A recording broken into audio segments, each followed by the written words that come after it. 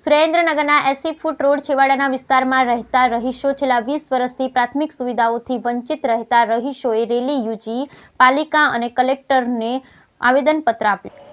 સુરેન્દ્રનગર વઢવાણ પાલિકા સંયુક્ત નગરપાલિકા બન્યા બાદ વઢવાણ પાલિકાના વિસ્તારો સાથે કાયમ અન્યાય થતો હોવાની લાગણી રહીશો અનુભવે છે. તેમાં પણ શહેરના 80 ફૂટ રોડની પાછળ મૂલચંદ રોડ પર આવેલ છેવાડાના સોસાયટીમાં રહેણાંક મકાનોની સોસાયટી બન્યાને 20 વર્ષ કરતાં વધુ સમય થયા છતાં હજુ પણ પ્રાથમિક સુવિધાઓનો અભાવ છે. જેમાં સુરેન્દ્રનગર પાલિકાના વોર્ડ નંબર 6 માં આવેલ સંતોષ પાર્ક, ચંદ્રનગર, સૂર્યનગર, વિરાટનગર, શ્રીજીનગર, સંત સવૈયાનાથ ટાઉનશીપ, વાલમ પાર્ક, રામદેવનગર, મચ્છુનગર, ઠાકરનગર, મોગીબેન મકવાણા છાત્રાલયની આસપાસ વિસ્તાર સહિત 20થી વધુ સોસાયટીના રહીશો પ્રાથમિક સુવિધાઓ ન મળતા પાલિકાના ભોગે વંચિત રહેતા હેરાનગતિ ભોગવી રહ્યા છે.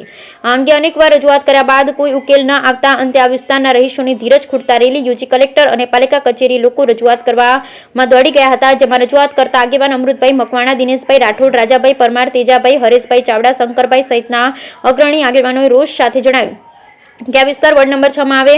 વોર્ડના ભાજપના ઉમેદવાર 4 સભ્યોને લોકોને ચૂંટીને મોકલ્યા, તેમ છતાં લોકોને પીવાના પાણી માટે 300 થી 500 રૂપિયા ખર્ચી ટેન્કર મંગાવવા પડે. રજૂઆત કરતા અમૃતભાઈ મકવાણાએ જણાવ્યું કે આ સોસાયટીમાં ઘરમાં પાણી ન આવતા લોકોને પૈસા ખર્ચી પાણીના ટેન્કર મંગાવવા પડે છે. ટેન્કરવાળા રૂપિયા 300 થી 500 સુધીનું પૈસા વસૂલે, ત્યારે આ વિસ્તારમાં રહેતા માલધારી અને અનુસૂચિત જાતિના લોકોને આર્થિક રીતે પણ નુકસાન થઈ રહ્યું છે.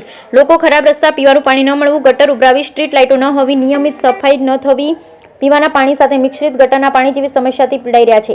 સરકાર નલ સે જલ યોજના માટે મોટી ડંફાસો મારે છે, પરંતુ અમારી સોસાયટીમાં નલ સે જલ બદલે નલ સે છલ જેવું લાગી રહ્યું છે. પાલિકા પ્રમુખ સહિતના હોદ્દેદારો વિસ્તારમાં પાકા રસ્તા, લાઇટો, નિયમિત પાણી મળે તે અમોને અન્યાય કરીને અમારી સાથે ભેદભાવ રાખતા હોવાના પણ આક્રોશ વ્યક્ત કર્યો. બ્યુરો રિપોર્ટ, મહેશભાઈ ઉત્તરે, સુરેન્દ્રનગર.